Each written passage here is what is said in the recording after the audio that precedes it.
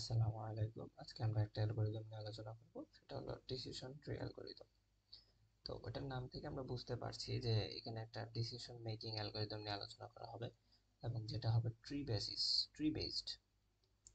ওকে, আমি ডেফিনেশনটা পড়ে নিই, এরপরে বুঝতে পারবো যে আসলে এটা কি। আসলে ডিসিশন ট্রি অ্যালগরিদমটা হচ্ছে একটা সুপারভাইজড লার্নিং অ্যালগরিদম। এটা একটা সুপারভাইজড লার্নিং অ্যালগরিদম এবং এটা ইউজ করা হয় দুইটা কেসে, একটা হলো ক্লাসিফিকেশন অ্যান্ড রিগ্রেশন। কিন্তু আমরা বেশিরভাগ ক্ষেত্রে আসলে ক্লাসিফিকেশনের জন্য এই ডিসিশন ট্রি অ্যালগরিদমটা ব্যবহার করি। তো এটার জন্য একটা ইম্পর্টেন্ট জিনিস যেটা, তো আমাদের এখানে একটা আসলে ট্রি লাইক স্ট্রাকচার থাকবে। ট্রি লাইক স্ট্রাকচার থেকে আসলে আমাদের ইন্টারনাল নোড একটা রিপ্রেজেন্ট করবে ডিসিশন, ব্রাঞ্চেস রিপ্রেজেন্ট করবে আউটকামস, এবং ফাইনালি লিফ নোডস রিপ্রেজেন্ট করবে ফাইনাল প্রেডিকশন, যে আমার ডিসিশনটা নেওয়া যাবে কি যাবে না, এরকম yes no basis, accept or reject এরকম। তো ডিসিশন ট্রি কিভাবে কাজ করে সেটা যদি আমরা দেখতে চাই, তাহলে ফার্স্ট স্টেপ হলো select the best feature select করে, যেটা হলো গিয়ে আমার ডাটাকে সেপারেট করার মাধ্যমে এবং ক্যালকুলেশনের মাধ্যমে বেস্ট ডিসিশনটার জন্য প্রিপেয়ার। স্প্লিট দ্য ডাটাকে স্প্লিট করে স্মলার সাবসেটের উপর ভিত্তি করে। তারপরে এই প্রসেসটা বারবার রিপিট করতে থাকে যতক্ষণ পর্যন্ত না আমরা লিফ নোডটা পেয়ে যাই। তো আসলে ডিসিশন ট্রিতে বা একটা যে ট্রি বলতেছি, ওই ট্রিটা কি কনসিস্ট করে? ওটা কনসিস্ট করে root node, which is very important for a decision tree structure. Root node তো আসলেই মানে মাস্ট লাগবে। কেন? ওটাতে আমরা আসতেছি। এরপরে হলো গিয়ে ইন্টারনাল নোডস। ইন্টারনাল নোডস হলো ইন্টারমিডিয়েট ডিসিশন পয়েন্টস মেকিং এর জন্য। এবং পরবর্তীতে হলো ব্রাঞ্চেস যেটা হলো একটা ডিসিশন আউটকাম নিয়ে আসবে। ওই ডিসিশনটা আমি নিব কি নিব না, ওটার জন্য আমার লাস্টলি লাগবে লিফ নোডস।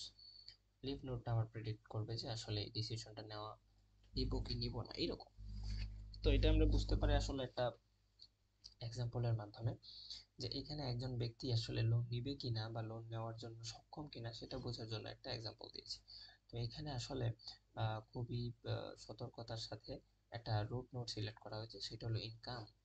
তার লোনটা আসলে ডিপেন্ড কার উপরে? তার ইনকামের উপরে, ইনকাম রেঞ্জের উপরে তার এই লোনটা নেওয়া যাবে কি যাবে না সেটার উপরে। যেমন ওই রুট নোটটা আসলে নেওয়া হয় এই কারণেই, আমার বেশিরভাগ রেজাল্টগুলা কোন রুট নোডের আন্ডারে পড়তেছে বা ওই আন্ডার মানে ওই রুট থেকে ইনফরমেশন গেইন করতেছে। যেমন আমি যদি এখানে ক্রেডিট স্কোরটাকে রুট নোড নিতাম, তাহলে ক্রেডিট স্কোরের আন্ডারে আমি ইনকামটাকে নিয়ে আসতে পারতাম না। সো এমন একটা রুট নোড আমাকে নিতে হবে যে পসিবল আউটকামস গুলো এর আন্ডারে আমি কন্ডিশন আকারে নিয়ে আসতে পারি। তো এখানে ইনকাম যদি হাই হয় তাহলে একটা ব্রাঞ্চ ক্রিয়েট হয়েছে, এবং লো হইলে একটা ব্রাঞ্চ ক্রিয়েট হয়েছে। তো লো এর ব্যাপারটা আগে বলে নিই, যদি ইনকামটা লো হয় তাহলে অবভিয়াসলি এখানে লোনটা রিজেক্ট হয়ে যাবে। আর যদি হাই হয়ে থাকে তাহলে আরেকটা ক্যাটাগরি আছে, সেটা হলো ক্রেডিট স্কোরের উপরেও আমাদের একটা কন্ডিশন আছে। যদি গুড হয়ে থাকে তাহলে ওই ব্যক্তির জন্য লোনটা অ্যাপ্রুভ হবে, কিন্তু যদি ব্যাড হয়ে থাকে তাহলে ওই ব্যক্তির জন্য লোনটা রিজেক্ট করা হয়ে যাবে, এইরকম আর কি। সো এখানে বলা হয়েছে যে if income is high and credit score is good, loan approve. অর্থাৎ আমি যদি এই পাথ ধরে আসি তাহলে আমি লোন অ্যাপ্রুভ করতে পারবো।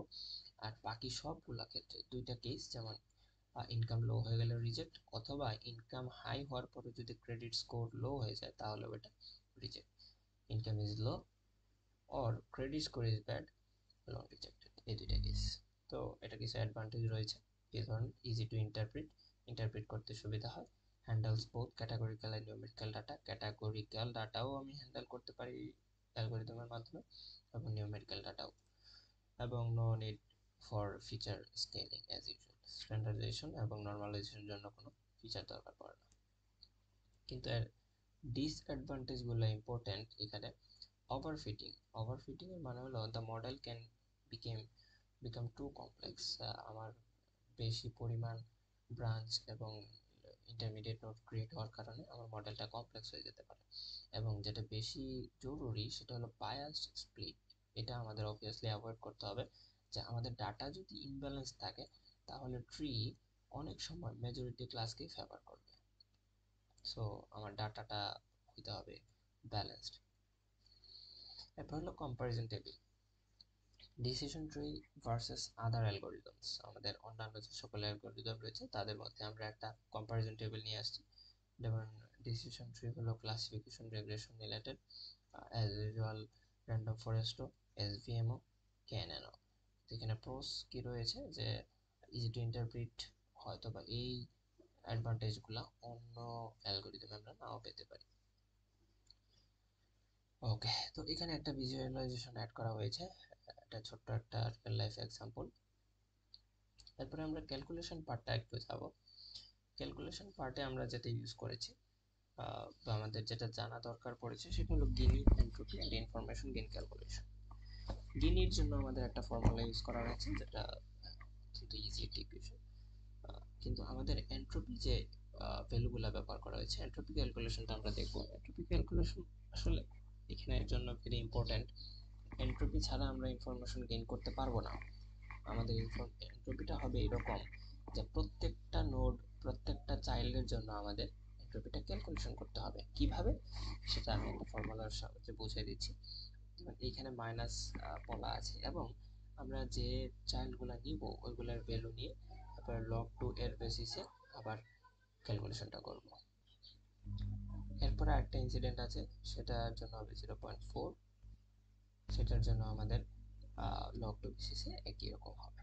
তো এইভাবে আমরা প্রত্যেকটা চাইল্ডের জন্য, প্রত্যেকটা ইয়ের জন্য আমরা এখানে ক্যালকুলেশন বের করব। যদি এখানে আমরা আরো একটু ডিপে বোঝাতে যাই, তাহলে ধরে নিলাম আমার একটা নোডের আন্ডারে লেফট চাইল্ড রয়েছে এবং রাইট চাইল্ড রয়েছে। তো লেফট চাইল্ড যদি 4টা স্যাম্পল হয়, তো 3টা হলো ক্লাস 0, একটা হলো ক্লাস 1। আবার রাইট চাইল্ডের 6টা স্যাম্পলের মধ্যে হলো গিয়ে 3টা আমার ক্লাস 0, তো 3টা হলো ক্লাস 1। তো প্রথমের যে এনট্রপি ক্যালকুলেশন সেটা করতে হবে আমাকে ক্লাসের জন্য।